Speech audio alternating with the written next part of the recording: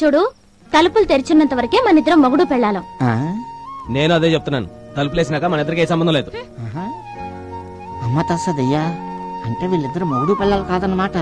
అలా అయితే నువ్వు ఇంకో వెళ్ళి చూసుకో. నాకేం కర్మ పట్టింది? నేను పెళ్ళంగా నటించబట్టే నీకు ఇల్లు దొరికింది. నేను మొగుడుగా నటించబట్టే నీకు ఇల్లు దొరికింది. అర్జెంట్ గా ఇసి అమ్మగారు చెప్పాలి. ఇలా తస్సదయ్యా. కృష్ణ గారు, కృష్ణ గారు, ఏం నరసింహ ఈ టైంలో వచ్చావు? రావాల్సిన టైంలోనే వచ్చాను. ఆ ఈస్ట్ వెస్ట్ కాడికి మీరిద్దరు మొగుడు పిల్లలు కాదని తెలిసిపోయింది. అనుసమ్మ గారిని తీసుకురావడానికి వెళ్ళాడు. ముందు వెళ్ళి ఆ అమ్మాయి పక్కన పడుకోవయ్యా బాబు. అమ్మో, ఇదేమిటిది? అంశాలు రెండు ఎడంగా ఉన్నాయి. ఆ ఈస్ట్ వెస్ట్ గారు ఆల్రెడీ రాశారు, కనిపెట్టి అనుసూయ గారిని ఏ నిమిషాన్ని తీసుకుని రావచ్చు. కృష్ణమ్మ నువ్వు ఇట్రా, రామ్మా చెప్తాను. కృష్ణ గారు పట్టండి.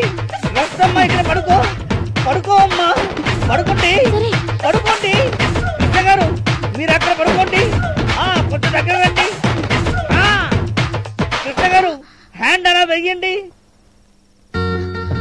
అది ఇప్పుడు లెగ్గు ఇక్కడ. కాలు కూడానా? తప్పదమ్మా.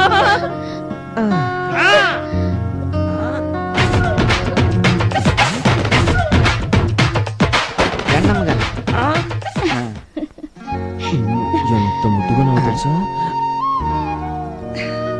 నిన్ను.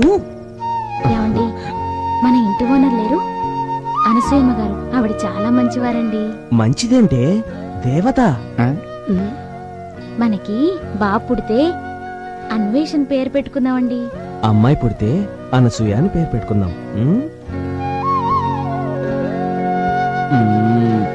నిన్ను చూస్తుంటే కోనసీమలో కోతకొచ్చిన పంట చేను గుర్తుకొస్తుంది.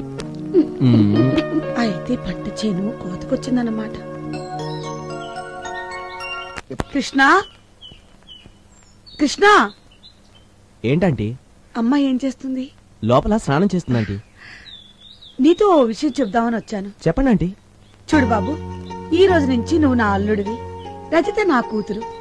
కొత్త కాపురం అలవాటు అయ్యేంత వరకు అంతా కొత్తగానే ఉంటుంది.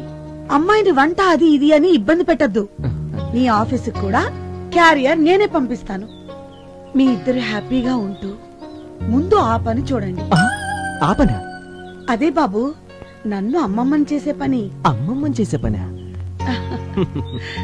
పిచ్చిది, మంది యాక్టింగ్ అని తెలియదు పాపం.